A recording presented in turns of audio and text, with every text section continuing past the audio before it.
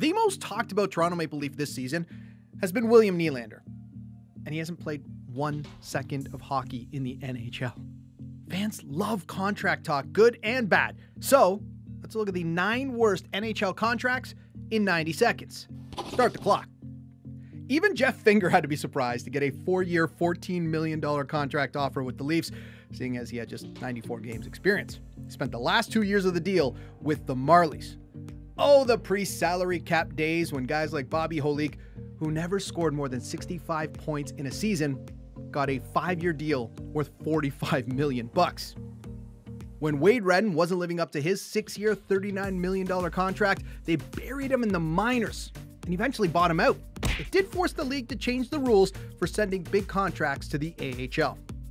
Remember when Scott Gomez didn't score a goal for an entire year?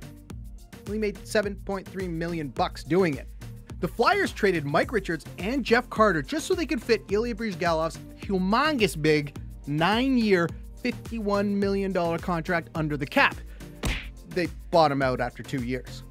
After the Islanders made a deal to get Alexei Yashin, they signed him to a monster deal, 10 years, $87.5 million. But he battled injuries, his numbers would decline, and the Islanders bought him out with 4 years left.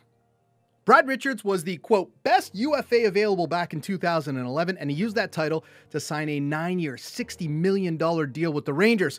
But after finding himself on the 4th line in the Stanley Cup final, he was bought out. Milan Lucic got paid $700,000 per goal last season. Enough said.